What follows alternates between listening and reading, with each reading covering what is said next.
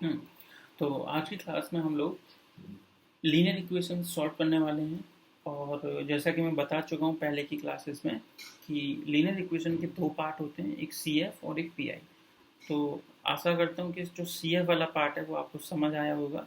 और जैसा कि मैंने कहा था कि अब आगे की क्लास में जो हम क्वेश्चंस करने वाले हैं वहाँ सी एफ हम डायरेक्ट लिखेंगे कि ये पार्ट मैं मान के चलूँगा कि ये आपको आता है। और मेन ध्यान रखेंगे पर्टिकुलर इंटीग्रल का। तो देखते हैं लीनियर इक्वेशन, जैसे मैंने बताया पर्टिकुलर इंटीग्रल के लिए। तो सबसे पहले एक है मेथड, वो है सिंबॉलिक मेथड, उसी को हम लोग डिस्कस करने वाले हैं। फिर आएगा हमें वी ओ पी, जिसको बोलते हैं वेरिएशन ऑफ पैरामीटर। और एक आएगा अनडिटरमाइंड कोफिशेंट। ठीक है। और एक होता है प्रॉपर मेथड, जो हमारे सिलेबस में नहीं है। हमारे सिलेबस में है symbolic method, B O P मतलब वेरिएशन ऑफ पैरामीटर, और एक अनडिटरमाइंड कोफिशेंट। पहले यहाँ केसेस देखते हैं। जैसे मैंने कहा था कि ये चैप्टर बहुत बड़ा है कि टू फाइंड पर्टिकुलर इंटीग्रल। और मैंने ये भी लास्ट क्लास में बताया था कि पर्टिकुलर इंटीग्रल चेंज हो जाता है क्वेश्चन के अकॉर्डिंग। क्वेश्चन के राइट हैंड साइड में क्या लिखा गया है उसके हिसाब से डिपेंड करता है क्वेश्चन कितना बड़ा होने वाला है। तो अब यहाँ कुछ केसेस मैंने बनाए हुए हैं कि राइट साइड में अगर कोई एक्सपोनेंशियल फंक्शन है सपोज, तब उस क्वेश्चन को सॉल्व कैसे करेंगे उसका रूल अभी सीखेंगे। फिर एक है पॉलिनोमियल, अगर कहीं लिखा हो। पॉलिनोमियल का मतलब होता है x to the power 4, x x minus one. Simple एक पॉलिनोमियल अगर राइट हैंड साइड की बात कर रहा हूँ मैं, लिखा है तो उसको उसका पर्टिकुलर निकालने का तरीका अलग होगा।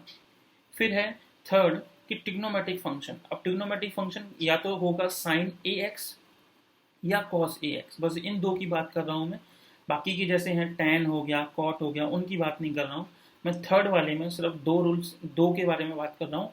एक साइन ए एक्स लिखा हो या कॉस ए एक्स लिखा हो। ठीक है। इसके बाद एक आता है कि एक्सपोनेंशियल, मतलब जो एक्सपोनेंशियल केस हम जो यहाँ पढ़ेंगे उसका एक्सेप्शन केस क्या होगा। तो आज की क्लास में हम ये 1 2 3 4 मेथड पढ़ने वाले हैं। टोटल ये जो मेथड हैं वो तकरीबन 10 के आसपास हैं। तो उसमें से आज की क्लास में हम लोग देखेंगे कि राइट हैंड साइड में अगर एक्सपोनेंशियल है तो उस क्वेश्चन को कैसे करना है, पॉलिनोमियल है तो उस क्वेश्चन को कैसे करना है, ट्रिग्नोमेट्रिक फंक्शन है जैसे कि साइन ए एक्स या कॉस ए एक्स, बस ये दोनों। बाकी के जो हैं जैसे tan a x, sec a x, cot a x, उनका रूल जो होगा वो नाइन्थ जो टाइप है उसमें सीखेंगे हम। मान लीजिए टेन स्क्वायर एक्स है, सेक स्क्वायर एक्स है, कोसेक स्क्वायर एक्स और सेक स्क्वायर एक्स है, तो उसका जो टाइप होगा वो भी हम कहाँ देखेंगे, टाइप 10 में। चलिए शुरू करते हैं।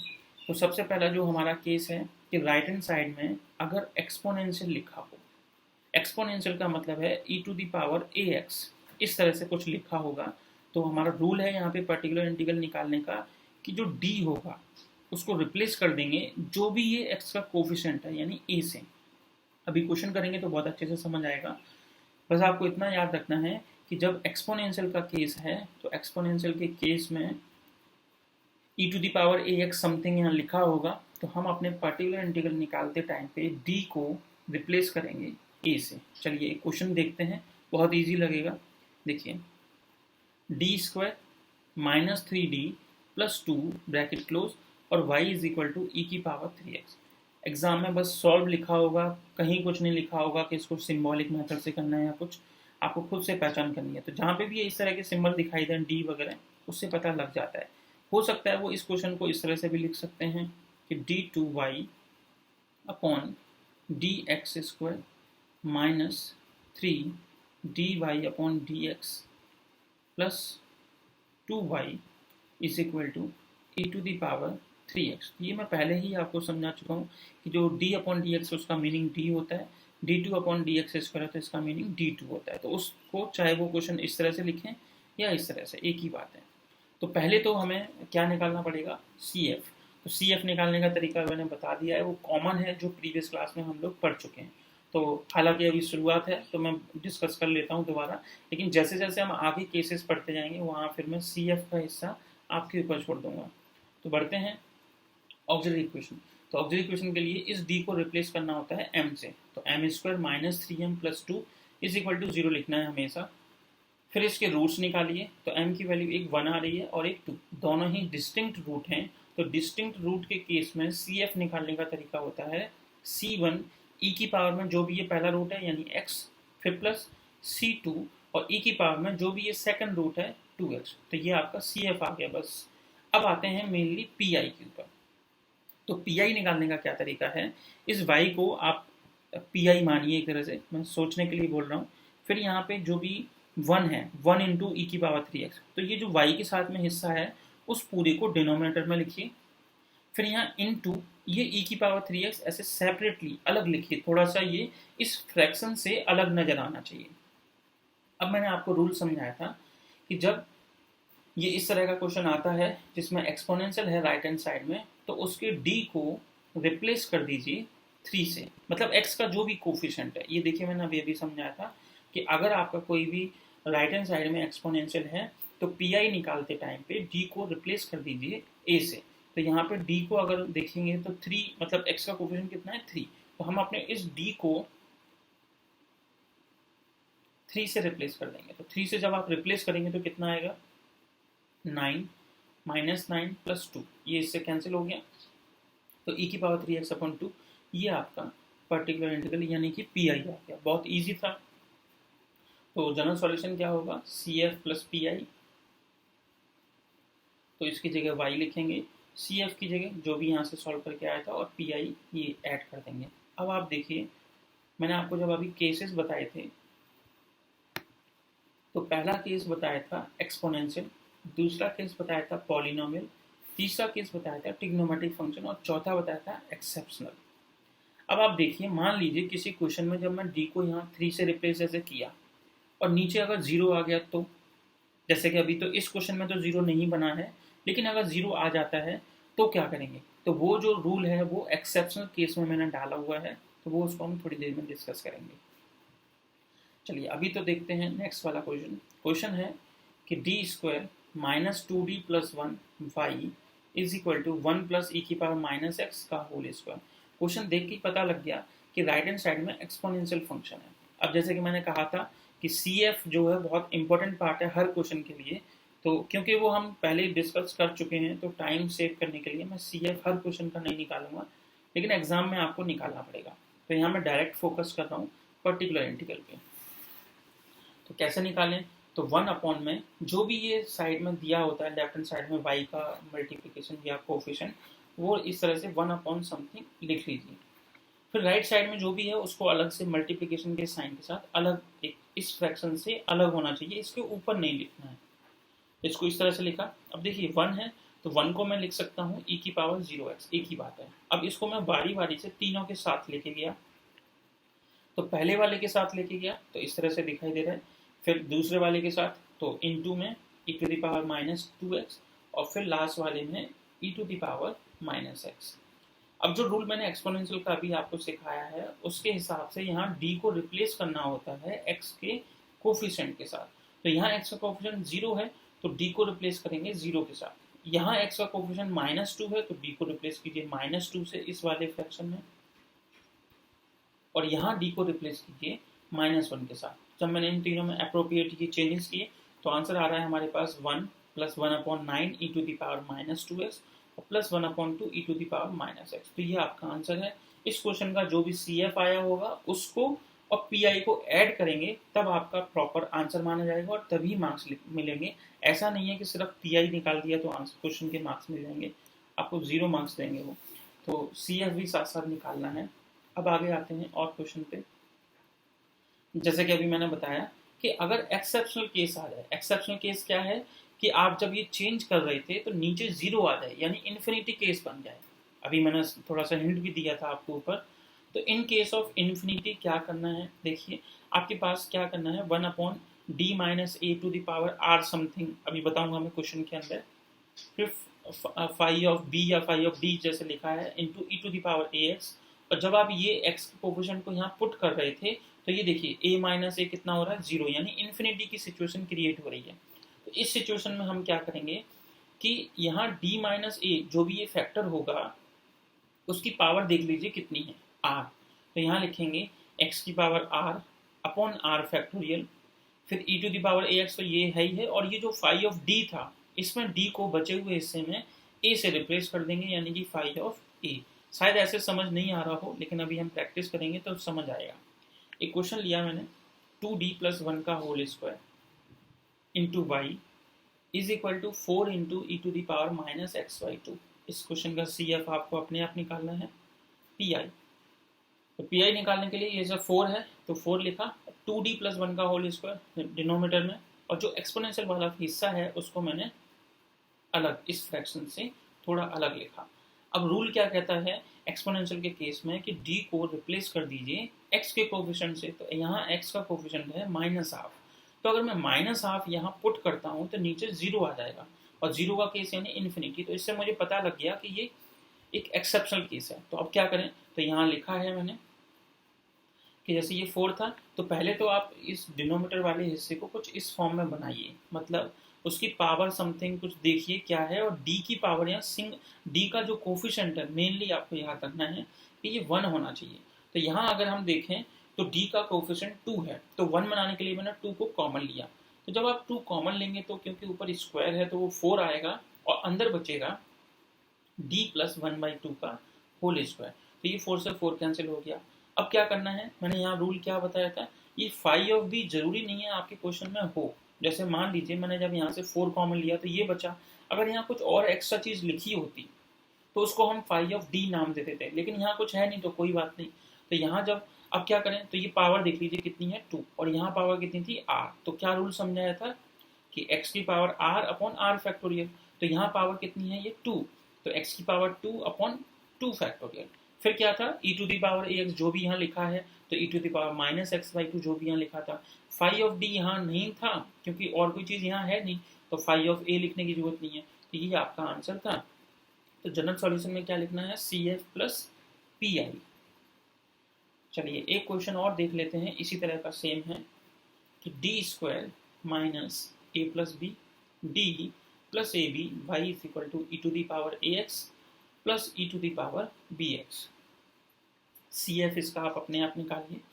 आते हैं पर्टिकुलर इंटीग्रल पे, तो 1 अपॉन में y के साथ में ये जो भी लिखा गया है वो डिनोमिनेटर में, फिर इस फ्रैक्शन से अलग करके लिखना है e to the power ax plus e to the power bx। अब इस वाले हिस्से को e की पावर ax के साथ भी ले जाइए और e की पावर bx के साथ भी ले जाइए। तो पहले तो मैंने इसके फैक्टर किए नीचे डिनोमिनेटर में, तो हमें फैक्टर मिले हैं 1 अपॉन d माइनस ए और d माइनस बी। फिर मैंने जैसे कहा कि इसको दोनों के साथ आप अलग अलग लेके जाइए, तो e to the power ax मतलब अलग, d minus a into d minus B. फिर ऐसे ही 1 अपॉन d माइनस ए और d minus B e to the power bx। अब जो रूल मैंने आपको सिखाया था उसके अकॉर्डिंग d को रिप्लेस करना है a से। तो जब आप d को a से रिप्लेस करेंगे और यहाँ पुट करेंगे तो a माइनस ए 0 आ जाएगा, यानी इन्फिनिटी सिचुएशन आ जाएगी। तो मैंने अभी आपको क्या सिखाया था कि जिसकी वजह से इन्फिनिटी आ रहा है उसकी यहाँ होल पावर देख लीजिए, और यहाँ d का कोफिशिएंट 1 होना चाहिए। तो यहाँ देखिए d का कोफिशिएंट जो है वो 1 है, जिसकी वजह से प्रॉब्लम आ रही है, इसकी वजह से प्रॉब्लम आ रही है, क्योंकि अगर हम d की जगह यहाँ a पुट करेंगे तो ये इन्फिनिटी सिचुएशन दे देगा, लेकिन यहाँ पुट करेंगे तो कोई दिक्कत नहीं है। तो जिसमें पुट करने से कोई दिक्कत नहीं है उसको हम क्या मानते हैं, फाई ऑफ d। और जिसकी वजह से दिक्कत है उसकी टोटल पावर देख लीजिए, यहाँ कितनी है 1, तो यहाँ x की पावर 1 अपॉन 1 फैक्टोरियल। फिर e to the power ax है तो वो लिख दीजिए, और जिसमें दिक्कत नहीं थी उसमें d को रिप्लेस कर दीजिए a से, यानी कि a माइनस b। एक बार सेम चीज दूसरे क्वेश्चन में इसमें देखते हैं सेकंड पार्ट में कि 1 अपॉन d माइनस ए और d माइनस बी। तो इसके रूल के अकॉर्डिंग हमें d को रिप्लेस करना है b से। तो इस बार इसमें अगर हम पुट करें b तो कोई प्रॉब्लम नहीं है, लेकिन अब यहाँ पुट करेंगे तो ये इन्फिनिटी सिचुएशन दे देगा। तो जिसमें पुट करने से कोई प्रॉब्लम नहीं है उसमें पुट कर दीजिए, मतलब d b माइनस ए आ गया। अब इसमें पुट करने से प्रॉब्लम है तो चेक कीजिए कि d का कोफिशिएंट 1 है तो यस, फिर इसकी टोटल पावर कितनी है 1। तो हमारे पास क्या रूल है, x की power r upon r factorial. तो यहाँ 1 है तो x की पावर 1 अपॉन 1 फैक्टोरियल, और ये e to the power bx। ये जस्ट मैंने अभी अब आपको रूल समझाया था ऊपर, x की power r upon r factorial वो है। ये मैंने अप्लाई कर दिया, तो ये आपका आंसर है। जब आप मेन एग्जाम में आंसर लिखेंगे तो CF प्लस PI करके लिखना है, तो ये आपका PI था। चलिए एक क्वेश्चन और देख लेते हैं, d³ - 1 y is equal to e की पावर x प्लस 1 का होल स्क्वायर। तो e की पावर x प्लस 1 का होल स्क्वायर जब मैंने ओपन किया, CF फिर से मैंने नहीं निकाला है, डायरेक्ट मैं PI निकाल रहा हूँ कि 1 अपॉन, अब y का कोफिशिएंट कितना है dq माइनस 1, तो 1 upon dq minus 1 into e की पावर x प्लस 1 का होल स्क्वायर ओपन कीजिए, तो e की power 2x plus 1 plus 2e की पावर x। इस dq माइनस 1 को तीनों के साथ लिखिए, तो पहले मैंने e की पावर 2x के साथ लिखा, फिर इस 1 के साथ लिखा, और 1 को एक क्वेश्चन ऊपर जो मैंने कराया था उसमें भी बताया था कि e की पावर 0x लिख सकते हैं 1 को, और फिर इसको तीसरे वाले फ्रैक्शन के साथ लिखा, तो 2 अपॉन डी क्यू माइनस 1 और e to the power x। अब यहाँ पे हम d को रिप्लेस कर देते हैं 2 से, तो 2 की पावर 3 8, 8 माइनस 1 7, कोई प्रॉब्लम नहीं है, कोई इन्फिनिटी सिचुएशन नहीं है, तो आप डायरेक्टली पुट कर सकते हैं। यहाँ पे d को रिप्लेस कर दीजिए 0 से, तो 0 माइनस 1 यानी माइनस 1, कोई दिक्कत नहीं है यहाँ पे भी। लेकिन जब आप यहाँ पे d को रिप्लेस करेंगे 1 से, तो 1 माइनस 1 0 आ रहा है, 0 मतलब इन्फिनिटी सिचुएशन। तो अब क्या करें, तो इसके पहले फॉर्मूला लगाइए, ए क्यू माइनस बी क्यू का फॉर्मूला, तो वो फॉर्मूला लगा के हमारे पास ये फैक्टर आ जाएंगे, D minus 1 D square plus 1 plus D. बाकी तो कुछ चेंज नहीं करना है। अब यहाँ देख लीजिए कि किसकी वजह से 0 आ रहा था, तो इसकी वजह से d माइनस 1। तो हम क्या करेंगे, जिसकी वजह से प्रॉब्लम आती है उसके d का कोफिशिएंट देखिए 1 है, हाँ, और इसकी होल पावर देख लीजिए, यहाँ पावर 2 है तो उसके हिसाब से सोचेंगे, 3 है तो उसके हिसाब से, यहाँ पे 1 ही है। तो फॉर्मूला क्या होता है एक्सेप्शनल केस का, कि x की power r upon r factorial, तो यहाँ पावर 1 है तो x की पावर 1 अपॉन 1 फैक्टोरियल। फिर बाकी का जो हिस्सा बचा हुआ होता है उसमें तो हम d की जगह 1 पुट कर देते हैं, तो यहाँ पे 1 प्लस 1 प्लस 1 यानी कि 3, तो ये 3 आ गया, और ये 2 न्यूमरेटर में था, और x की power r upon r factorial के अकॉर्डिंग ये आएगा, और e to the power x as it is. तो ये आपके एक्सेप्शनल के केसेस आप हो गए हैं, तो मेरे ख्याल से ये समझ आए होंगे अच्छे से। अब आते हैं हम नेक्स्ट केस पे, जो कि है ट्रिग्नोमेट्रिक, और ट्रिग्नोमेट्रिक का यहाँ मतलब है कि सिर्फ ये दो फंक्शन साइन ax या कॉस ax। जैसे कि अब इस केस में अगर हमें जैसे राइट हैंड साइड में साइन ax या कॉस ax कोई भी एक लिखा हो दोनों में से, तो हम क्या करने वाले हैं कि उसके डी स्क्वायर को रिप्लेस करने वाले हैं माइनस ए स्क्वायर से। ये चीज़ आपको याद रखनी है, डी स्क्वायर को रिप्लेस करने वाले हैं माइनस ए स्क्वायर से। इसका ये कतई ये मीनिंग नहीं है कि आप अपनी मर्जी से दोनों साइड का अंडर रूट कर दें और यहाँ डी लिख के under root of minus a square, तो ये गलत हो जाएगा। जब आपको डी स्क्वायर प्रेजेंट है क्वेश्चन में तभी रिप्लेस करना है, अदरवाइज कुछ और सोचेंगे। मान लीजिए अगर डी क्यू लिखा है तो डी क्यू को हम लिख सकते हैं डी इंटू डी स्क्वायर, तो डी की जगह डी रहने वाला है और डी स्क्वायर की जगह माइनस ए स्क्वायर पुट कर देंगे। अगर डी की पावर 4 है तो D square into D square, तो अब डी स्क्वायर की जगह कितना आएगा, एक बार माइनस ए स्क्वायर, फिर इंटू में इस डी स्क्वायर की जगह भी माइनस ए स्क्वायर। तो इस तरह से हम चेंजेस करेंगे। इस चीज़ का भी ध्यान रखना है, कुछ स्टूडेंट जो ठीक से नहीं सुनते हैं तो वो डी स्क्वायर की जगह पुट कर देते हैं माइनस ए स्क्वायर, थोड़ी देर तक क्वेश्चन को सॉल्व करते हैं और फिर वो भूल जाते हैं और ये माइनस ए का वो होल स्क्वायर समझ लेते हैं और फिर माइनस का स्क्वायर प्लस कर देते हैं, तो वो गलत हो जाएगा। ये ए स्क्वायर से अलग है, माइनस साइन जो है वो बाहर है, मतलब ए स्क्वायर जो भी वैल्यू आएगी उसका ये नेगेटिव साइन है, तो ये पुट करना है। ठीक है, चलिए क्वेश्चन देखते हैं। क्वेश्चन है हमारे पास कि D square minus d minus 2 फिर ब्रैकेट क्लोज और y is equal to sine 2x। तो सी एफ आप इसका अपने आप निकालिए। अब पी आई निकालने के लिए 1 upon d square minus d minus 2, फिर इन टू में अलग से लिखते हैं जो भी यहाँ फंक्शन दिया जाता है साइन 2x। तो मैंने जैसा कि जो रूल हम पढ़ रहे हैं उसमें मैंने बताया कि या तो साइन ax या कॉस ax की फॉर्म होगी, तो उसमें हम डी स्क्वायर को रिप्लेस करते हैं। जैसे यहाँ x का कोफिशिएंट कितना है 2, तो वहाँ कितना था साइन ax, तो डी स्क्वायर को रिप्लेस करना होता है माइनस ए स्क्वायर से, तो माइनस, और यहाँ x का कोफिशिएंट कितना है 2, तो 2 का स्क्वायर कितना हो जाएगा 4, तो हम लोग डी स्क्वायर की जगह माइनस 4 पुट करने वाले हैं। चलिए देखते हैं। तो इस डी स्क्वायर की जगह माइनस 4 लिखा मैंने, फिर ये माइनस डी लिखा और फिर ये माइनस 2 लिखा और ये साइन 2x। इसको सॉल्व करते हैं तो 1 अपॉन आपके पास आएगा डिनोमिनेटर में माइनस डी माइनस 6, फिर ये साइन 2x, फिर माइनस कॉमन ले लीजिए डिनोमिनेटर से, तो 1 upon D plus x into sine 2x। अब जो साइन और कॉस का है वो रूल तभी लग सकता है जब स्क्वायर हो। हमारे पास डिनोमिनेटर में तो स्क्वायर है नहीं, तो इसको बना सकते हैं कैसे। मैंने d-6 का ऊपर नीचे मल्टीप्लाई किया, ये इसीलिए किया है ताकि नीचे स्क्वायर बन सके। तो मैंने d-6 का जब ऊपर नीचे मल्टीप्लाई डिवाइड किया तो d-6 आएगा और नीचे हो जाएगा d² - 36 और साइन 2x। अब फिर से देखिए d² आ गया तो रूल अप्लाई कर सकते हैं, तो d² को रिप्लेस किया मैंने -4 से, तो आपके पास आ जाएगा -4। यहाँ जब पुट करेंगे तो -40 और वो -40 इस माइनस से कैंसिल होके 1/40। न्यूमरेटर में है d-6 वो लिखा मैंने और फिर sin 2x।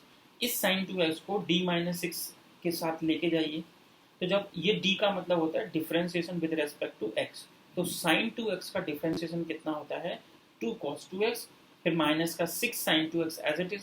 तो ये आपका आंसर है। आप चाहें तो वैसे तो यहाँ भी छोड़ सकते हैं, चाहें तो cos 2x का यहाँ फॉर्मूला लगा दीजिए और sin 2x का, लेकिन मेरे ख्याल से उसकी ज़रूरत नहीं है। ये आपका आंसर था। और ऑक्सिलरी इक्वेशन से जो CF निकला होगा, तो फाइनल आंसर लिखते टाइम पे आपको CF प्लस PI जरूर करना है। अब आते हैं, मान लीजिए आपके राइट हैंड साइड में यहाँ cos स्क्वायर लिखा हो तो क्या करें। जैसे जो अभी मैंने रूल सिखाया था वो सिर्फ तब सिखाया है जब sin 2x लिखा हो, मतलब sin AX लिखा हो। ये जो A है x के साथ मल्टीप्लाई में है, या फिर cos AX लिखा हो तो यहाँ भी x के साथ मल्टीप्लाई है, तो d² को हम रिप्लेस कर देते हैं माइनस का A² से। लेकिन अब वो इन दोनों सिचुएशन में ना होके यहाँ स्क्वायर आ जाता है, sin² x या cos² x, तो कैसे करें। तो ये आपको फॉर्मूला पता होना चाहिए, cos² x का फॉर्मूला है। नहीं पता है तो कोई बात नहीं, मैंने यहाँ ड्राइव कर दिया है कि cos 2x का ये फॉर्मूला होता है। तो 2 cos² x -1, तो यहाँ से cos² x की वैल्यू निकालेंगे तो 1 + cos 2x/2, और इस फॉर्मूले के अकॉर्डिंग अगर sin² x निकालेंगे तो 1 - cos 2x/2। तो मान लीजिए अब उन्होंने क्या किया क्वेश्चन में कि sin AX और cos AX ना देके cos² x दे दिया, तो कोई प्रॉब्लम नहीं है, हम cos² x की जगह 1 + cos 2x/2 पुट कर देंगे और क्वेश्चन को सॉल्व करेंगे। चलिए देखते हैं। d² - 4y is equal to 1 + cos 2x/2, इस cos² x की जगह लिख दिया। CF इसका आप अपने आप निकालिए। PI निकालने के लिए ये जो 1/2 था वो मैंने अलग लिखा, कांस्टेंट है क्योंकि वो, और जो लेफ्ट हैंड साइड में d² - 4 है इसको राइट साइड में डिनोमिनेटर में लिखा इंटू 1 + cos 2x। ठीक है, अब इस d² - 4 को मैं पहले 1 के पास लेके जाऊंगा और फिर d² - 4 को cos 2x के पास, तो यहाँ 1/2 एज इट इज लिखा, फिर 1/d² - 4 इंटू e⁻⁴ फिर प्लस 1/d² - 4 cos 2x। तो यहाँ पे हम d को रिप्लेस करेंगे 0 के साथ, क्योंकि 1 को हम लिख सकते हैं e⁻⁴x, और ये एक्सपोनेंशियल वाला केस आ गया। तो एक्सपोनेंशियल में क्या करते थे वो मैं आपको ऊपर सिखा चुका हूँ। तो यहाँ d को 0 से रिप्लेस कर दिया। यहाँ पे ये cos 2x है, तो अभी मैंने आपको फॉर्म सिखाई थी कि sin AX या cos AX लिखा हो तो d² को रिप्लेस करते हैं -a² से। यहाँ पे cos 2x है तो d² को हम रिप्लेस करेंगे -a²। a मतलब 2, तो 2 का स्क्वायर 4।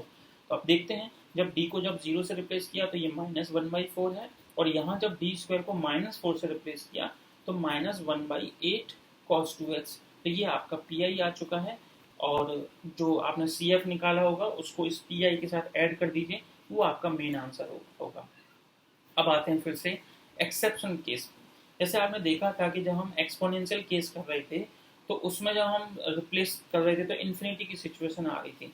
क्या पता कोई क्वेश्चन ऐसा हो कि जब हम d² की जगह -4 यहाँ रिप्लेस करें तो ये भी तो इन्फिनिटी बन सकता है। तो उस सिचुएशन में हम क्या करें, मतलब 0 आ सकता है और 0 का डिवाइड करेंगे तो इन्फिनिटी आ सकता है। तो उस सिचुएशन में क्या करें, तो उसको मैंने एक्सेप्शनल केस में डाला है, तो उसको देख लेते हैं। जब आपके पास ऐसी सिचुएशन आ रही हो इन्फिनिटी वाली, तब हम क्या करेंगे, एक फॉर्मूला है हमारे पास e⁻iθ। तो इसका फॉर्मूला होता है cos θ प्लस iota sin θ। देखिए जो cos θ है इसको रियल पार्ट बोलते हैं, sin θ है इसको इमेजिनरी पार्ट बोलते हैं। मान लीजिए e⁻iota और थीटा की जगह मैंने 2x लिखा, तो आपके पास आएगा cos 2x plus iota sin 2x। तो यहाँ पे जो cos 2x है यानी कि ये, तो इसको हम लिखेंगे कैसे क्वेश्चन में कि cos 2x is equal to, ये क्या पार्ट है, रियल पार्ट है। तो रियल पार्ट किसका है, e to the power iota 2x का। तो real part of e to the power iota 2x। अच्छा, ऐसे ही sin 2x कौन है, तो यहाँ हम लिखेंगे कि sin 2x is equal to imaginary part of किसका, e to the power iota 2x। तो ये रिप्रेजेंटेशन है। चलिए आप देखते हैं sin 2x, तो मैंने 1 अपॉन ये D square plus 4 into sine 2x लिखा। अब आप देखेंगे कि डी स्क्वायर को हम किससे रिप्लेस करेंगे, -4 से। तो जैसे ही आप यहाँ -4 पुट करेंगे तो -4 + 4 0 आ गया, और 0 का केस आता है तो इन्फिनिटी बन जाता है। तो इन्फिनिटी की जब भी अब सिचुएशन आए तो अब आपने क्या करना है, इस sin 2x को चेंज कर देना है। तो जैसा कि अभी मैंने आपको सिखाया है कि इस sin 2x की जगह मैं क्या लिख सकता हूँ, imaginary of e to the power iota 2x।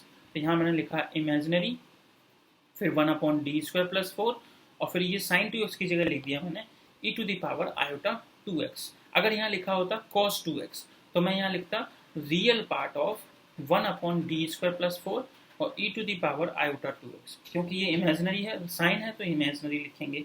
अब आगे सॉल्व करते हैं। देखिए ये इमेजिनरी ऐसे ही चलता जाएगा। 1 अपॉन डी स्क्वायर प्लस 4 के फैक्टर कीजिए, तो फैक्टर इसके आएंगे d प्लस 2i और d माइनस 2i, फिर into e to the power 2 iota x। अब देखिए ये एक्सपोनेंशियल केस है, तो एक्सपोनेंशियल केस में हम d को रिप्लेस करते थे x के कोफिशिएंट से, यानी कि 2i से। तो इस 2i को अगर मैं यहाँ पुट करता हूँ तो इन्फिनिटी की सिचुएशन आएगी। तो मैंने आपको बताया था कि d का कोफिशिएंट 1 होना चाहिए और इसकी होल पावर देख लेना है कितना है। तो यहाँ पावर 1 है, तो जिसकी वजह से ये इन्फिनिटी सिचुएशन दे रहे हैं वहाँ हम लिखेंगे x की पावर 1 अपॉन 1 फैक्टोरियल। अब इसमें पुट कर दीजिए क्योंकि यहाँ कोई प्रॉब्लम नहीं है। तो 2i जब यहाँ पुट करेंगे तो 2i प्लस 2i यानी कि 4i, और ये e to the power 2 iota x as it is. एक बार दोबारा समझते हैं। देखिए क्वेश्चन हमारे पास था कि D square plus 4y is equal to sine 2x। इसका CF आप अपने आप निकालिए। पर्टिकुलर इंटीग्रल का फॉर्मूला होगा, मतलब वैल्यू होगी 1 upon d square plus 4 into sine 2x। तो ये वैसे नॉर्मल क्वेश्चन था, लेकिन जब मैं इसके डी स्क्वायर को -4 से रिप्लेस करूँगा रूल के अकॉर्डिंग तो ये 0 बन जाएगा और इन्फिनिटी की सिचुएशन आ जाएगी। तो जब इस तरह की सिचुएशन आती है तो हम इस साइन 2x को इसकी मदद से लिख सकते हैं, क्योंकि e की पावर थीटा आयोटा थीटा का फॉर्मूला होता है cos theta plus iota sine theta. क्योंकि जो cos थीटा है उसको रियल पार्ट बोलते हैं, साइन थीटा को इमेजिनरी पार्ट। तो e to the power iota 2x को हम क्या लिख सकते हैं, cos 2x plus iota sine 2x। तो यहाँ पे जो साइन 2x है वो e to the power iota 2x का इमेजिनरी पार्ट है। तो हमने इस पूरे को चेंज कर लिया imaginary 1 upon d square plus 4 e to the power iota 2x में। इसके बाद में डी स्क्वायर प्लस 4 के मैंने फैक्टर किए हैं, जो कि हैं 1 अपॉन में डी प्लस 2i और डी माइनस 2i। अब एक्सपोनेंशियल के रूल के अकॉर्डिंग डी को रिप्लेस करेंगे 2i से, लेकिन वो इसमें प्रॉब्लम क्रिएट करेगा। तो हमने जो एक्सपोनेंशियल का एक्सेप्शनल केस देखा था कि x की power r upon r factorial, वो मैंने अप्लाई किया। तो यहाँ पावर 1 है तो x की पावर 1 अपॉन 1 फैक्टोरियल। अब d की जगह 2i पुट करने से कहाँ प्रॉब्लम नहीं है, यहाँ कोई प्रॉब्लम नहीं है, तो 4i लिख दी है और e to the power 2 iota x। इसको सिंप्लीफाई किया मैंने, तो imaginary part of 1 upon 4i। फिर इसके बाद में यहाँ कितना है, क्योंकि नीचे ये i था तो एक तरह से इसको रैशनलाइज कर दिया, या i का ऊपर नीचे मल्टीप्लाई डिवाइड कर दिया, फिर ये x एज इट इज और e to the power 2 iota x as it is. फिर ये इमेजिनरी माइनस का, अब देखिए ऊपर ये कितना आ जाएगा i, और नीचे जो i स्क्वायर होता है उसकी वैल्यू आपको पता होगी, वो होती है -1। तो नीचे -4 आने की वजह से ऊपर -1 अपॉन 4 आ गया आयोटा x, और e की पावर 2 आयोटा x का फॉर्मूला क्या है, cos 2x plus iota sine 2x। अब इस पूरी वैल्यू का इस cos 2x के साथ मल्टीप्लाई कीजिए और इसी पूरी वैल्यू का इस आयोटा साइन 2x के साथ।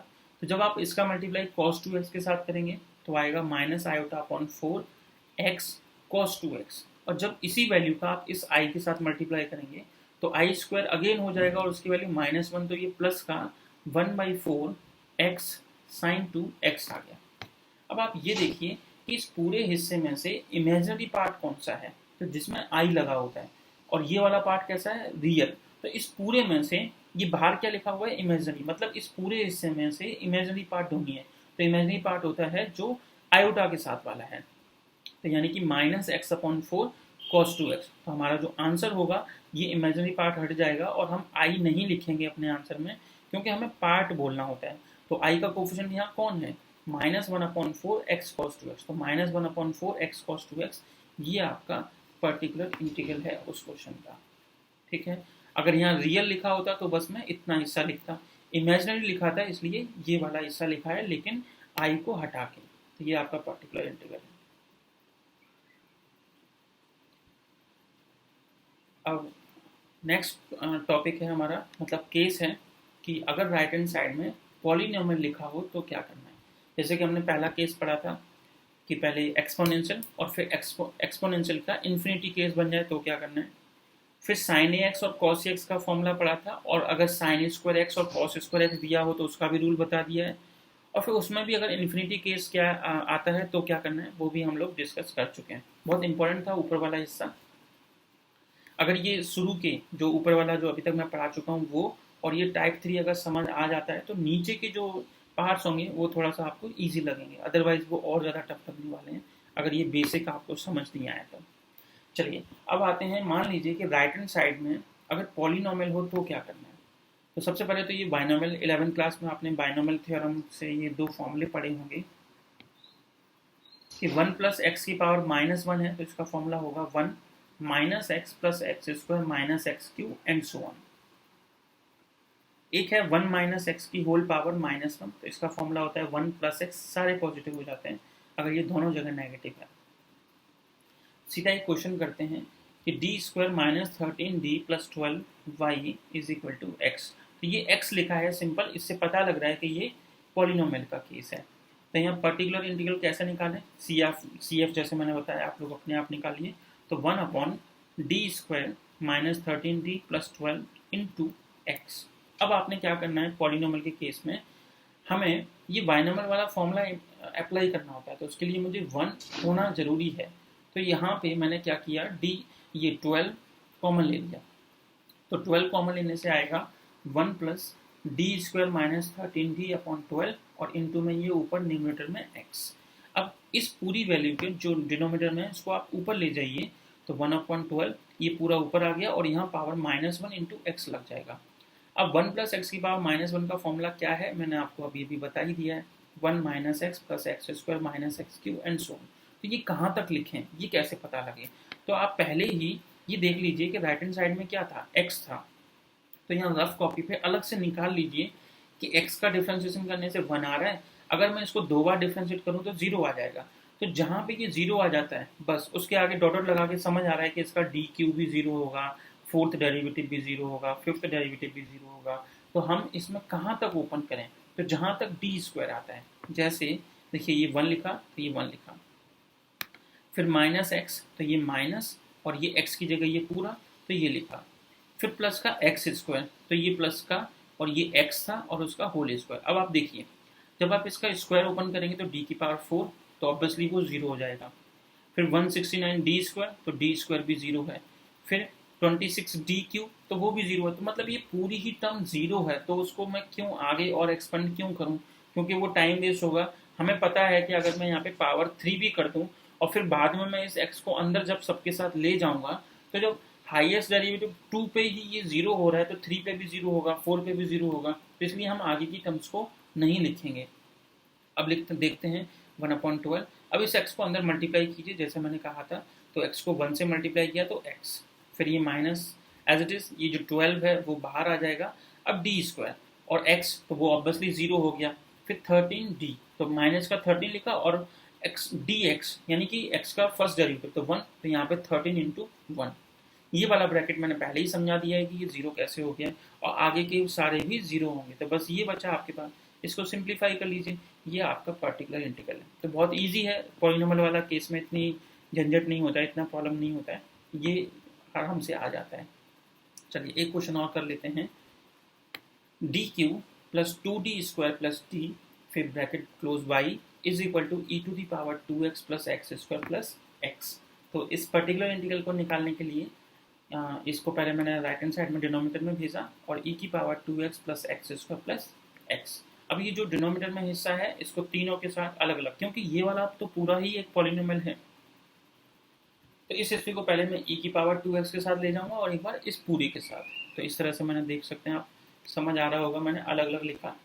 अब एक्सपोनेंशियल का रूल तो हम पहले ही पढ़ चुके हैं कि d को रिप्लेस कर दीजिए जो भी x का कोफिशिएंट है, तो 2 से मैंने रिप्लेस कर दिया, तो ये कोई इन्फिनिटी सिचुएशन में नहीं आ रही, तो ये परफेक्ट है हमारा। ये 1/18 e की पावर 2x आ चुका है। मेन चीज़ है यहाँ समझना, तो यहाँ 1 प्लस एक्स की पावर -1 जैसा मैंने बताया था कि 1 का होना जरूरी है, तो मैंने d कॉमन ले लिया। तो जब d कॉमन लिया तो 1 plus 2d plus D square, इस पूरे हिस्से को ऊपर लेके जाएंगे तो कितना आएगा -1, इस तरह से। अब फिर से वही सिचुएशन, हमें कैसे पता लगे कि कहाँ तक इसको ओपन करना है, तो पहले ही रफ कॉपी पे इस वाले हिस्से के डेरिवेटिव निकाल के लिख लीजिए। तो इस वाले का जब फर्स्ट डेरिवेटिव निकालेंगे तो आएगा 2x प्लस 1। अब इसी का सेकंड डेरिवेटिव निकालेंगे तो 2x1 प्लस 1 को एक बार और डिफ्रेंशिएट कर दीजिए तो 2 आएगा, और जब इसका एक बार और डिफ्रेंशिएट करेंगे यानी कि third derivative, fourth derivative, fifth derivative, वो सब के सब 0 होते जाएंगे। तो इससे मुझे पता लग गया कि d की पावर 3 मतलब थर्ड डेरिवेटिव तक आते आते ये 0 हो जाता है। ठीक है, तो यहाँ फॉर्मूला लगाइए, ये 1/d एज इट इज, ये 1 प्लस ये पूरा x है और उसकी पावर -1, तो ये फॉर्मूला मैंने अप्लाई किया 1 minus x plus x square and so on, फिर एक्स स्क्वायर प्लस एक्स। अब इसको सबके साथ लेके जाइए, तो 1 के साथ लिखेंगे तो एक्स स्क्वायर प्लस एक्स, फिर एक्स स्क्वायर प्लस एक्स को 2d के साथ लिखिए तो 2x प्लस 1, फिर डी स्क्वायर मतलब सेकंड डेरिवेटिव, तो ये यहाँ पहले ही निकाल रखा है, इसका सेकंड डेरिवेटिव 2 आएगा, तो यहाँ डायरेक्ट 2 लिखा। और इसी तरह से जो आगे की टर्म्स होंगी, जैसे कि इसका जो थर्ड डेरिवेटिव होगी मतलब यहाँ जो पावर 3 होगी उसको देख लेते हैं एक बार। तो उसको जब आप ओपन करेंगे तो उसमें एक टर्म बचेगी आपके पास, तो वो जो टर्म बचेगी उसके हिसाब से 8 आएगा जब इसका थर्ड पावर आप ओपन करेंगे, उसके हिसाब से वहाँ पे मैं बता ही देता हूँ एक बार। देखिए ये मैंने एज इट इज लिखा ये वाला, और डी स्क्वायर किया तो ये 2 आ गया, और ये जो पावर कितनी है 2 है, तो इसका एक बार फॉर्मूला ओपन कीजिए 2d का, तो 4d स्क्वायर, फिर d की पावर 4 और फिर 4d की पावर 3। तो देखिए d की पावर 4 और d की पावर 3 तो 0 ही हो जाएगा, ये आप देख सकते हैं यहाँ से। तो कौन बचेगा 4d स्क्वायर, तो यहाँ मैंने लिखा 4। अब d स्क्वायर देख लेते हैं कितना है, तो d स्क्वायर है आपके पास ये 2, तो यानी कि 4 इंटू 2 इज इक्वल टू 8। तो इसलिए ये रेड पेन से जो 8 लिखा हुआ है वो इसके ब्रैकेट का है, क्योंकि जब इसके ब्रैकेट को आप सॉल्व करेंगे तो बाकी की जो दो टर्म होंगी वो 0 हो जाएंगी। 8 लिखा, अब इसको बस सिंप्लीफाई कर दीजिए, सिंपल एल्जेब्रिक एक्सप्रेशन है, इसको सॉल्व करेंगे तो ये आपका पी आई है। अच्छा एक चीज़ और, जब आप इसको सॉल्व कर लेते हैं तो यहाँ तक पहुँच जाते हैं। अब यहाँ लिखा है 1/d, अगर ये d ऊपर होता तो इसका मतलब होता है d अगर ऊपर है तो डिफ्रेंशिएशन, लेकिन अगर ये d नीचे है तो इसका मतलब होता है इंटीग्रेशन। तो 1/d और ये पूरा मतलब इस पूरे का इंटीग्रेशन करना है, तो एक्स स्क्वायर का इंटीग्रेशन कितना होता है x³ 3x का इंटीग्रेशन कितना होता है 3x²/2, 4 का इंटीग्रेशन कितना होगा 4x, तो ये आपका आंसर है। चलिए एक और क्वेश्चन देखते हैं, d² -2d plus 3 bracket close y is equal to x² plus cos x। तो यहाँ दो फंक्शन आ गए, एक पॉलिनोमियल और एक ट्रिग्नोमेट्री। तो हम पहले इस राइट हैंड जो d² -2d प्लस 3 है इसको x² के साथ भी ले जाएंगे और cos x के साथ भी ले जाएंगे। cos x के साथ ले जाएंगे तो उसका रूल मैं आपको पहले ही सिखा चुका हूँ कि d² को रिप्लेस कर देंगे हम माइनस x का कोफिशिएंट देख लीजिए कितना है 1, तो 1 के स्क्वायर से। यहाँ से मैंने 3 कॉमन लिया तो 1 प्लस d² -2d/3, क्योंकि ये पॉलिनोमियल है, इस पूरे को जैसे कि प्रीवियस क्वेश्चन में किया है इस पूरे को ऊपर ले जाइए और यहाँ फॉर्मूला अप्लाई कर दीजिए। अब इसको पहले ही चेक कर लीजिए कि जब मैं x² का फर्स्ट डेरिवेटिव निकालता हूँ तो 2x है, सेकंड डेरिवेटिव निकालता हूँ तो 2 है, बाकी के थर्ड और थर्ड से हायर डेरिवेटिव सब 0 हो जाएंगे। इसी तरह से 1/2 माइनस 2d है इधर, ये मैं पहले के भी क्वेश्चन में करा चुका हूँ एक क्वेश्चन में, कि जब यहाँ ट्रिग्नोमेट्रिक फंक्शन लिखा हो और d की पावर 1 आ गई हो तो उसको d की पावर 2 बनाने के लिए रैशनलाइज कर दीजिए, तो वो भी किया मैंने साथ साथ। अब यहाँ पे इसका होल स्क्वायर ओपन कीजिए और एक्स स्क्वायर को सबके साथ फिट कीजिए, तो आपके पास ये वैल्यू बचने वाली हैं यहाँ तक। और यहाँ जब डी स्क्वायर को आपने -1 स्क्वायर से रिप्लेस कर दीजिए तो ये बचेगा। इस कॉस एक्स को जब अंदर मल्टीप्लाई करेंगे तो कॉस एक्स, और कॉस एक्स को डी के साथ लिखेंगे तो माइनस साइन एक्स। और यहाँ पे जैसे मैंने पिछले क्वेश्चंस में सॉल्व करके दिखाया था कि इसका होल स्क्वायर ओपन कर लीजिए, फिर एक्स स्क्वायर को सबके साथ लेके जाइए, इसके साथ भी, और यहाँ जो भी ओपन होके आया होगा उसके साथ। जो जीरो हो जाएंगे उनको मत लिखिए, बाकी जिनके साथ जीरो नहीं होता है उन टर्म्स को जब आप लिखेंगे तो आपके पास बचेगा x square plus 4x/3 plus 2/9 and so on. तो ये आपका आंसर था। तो आज की क्लास के लिए इतना ही करते हैं, और नेक्स्ट क्लास में हम लोग जो टाइप्स हैं वहाँ क्या होने वाला है। देखिए अभी जैसे ये क्वेश्चन था उसमें ये दोनों प्लस में थे, जैसे ये एक्स स्क्वायर पॉलिनोमियल था और कॉस एक्स यानी ट्रिग्नोमेट्रिक फंक्शन प्लस में थे एक ही क्वेश्चन के अंदर। लेकिन क्या हो कि अगर ये दोनों मल्टीप्लाई में आ जाए तो जो नेक्स्ट टाइप हम पढ़ने वाले हैं वो मल्टीप्लिकेशन वाले होंगे। जैसे कि टाइप 4 और टाइप 5 एक जैसे हैं, कि मान लीजिए एक्सपोनेंशियल भी हो और ट्रिग्नोमेट्री एक साथ लिखे गए हों लेकिन मल्टीप्लिकेशन में, और एक्सपोनेंशियल हो और पॉलिनोमियल हो वो भी एक साथ लिखे गए हैं लेकिन मल्टीप्लिकेशन के साथ। तो इन दोनों टाइप के क्वेश्चंस में क्या करना है। फिर इसका अगला टाइप होगा कि ट्रिग्नोमेट्रिक और पॉलिनोमियल साथ साथ आ जाए तो क्या करना है। तो वो सब समझने के लिए पहले जो आज की जो क्लास थी पर्टिकुलर इंटीग्रल निकालने की, वो अगर अच्छे से समझ आती होगी तो आपको ईजी लगेगा आगे का हिस्सा, अदरवाइज बहुत टफ लगने वाला है आगे का। एक बार मैं दोबारा बताता हूँ, टाइप 4 और टाइप 5 में क्या होगा कि एक्सपोनेंशियल के साथ में ट्रिग्नोमेट्री होगा और एक्सपोनेंशियल के साथ में पॉलिनोमियल। तो उनके मल्टीप्लिकेशन के लिए हम क्या रूल लगाएंगे पर्टिकुलर इंटीग्रल निकालने के लिए, वो सीखने वाले हैं। ठीक है, तो मिलते हैं नेक्स्ट क्लास में।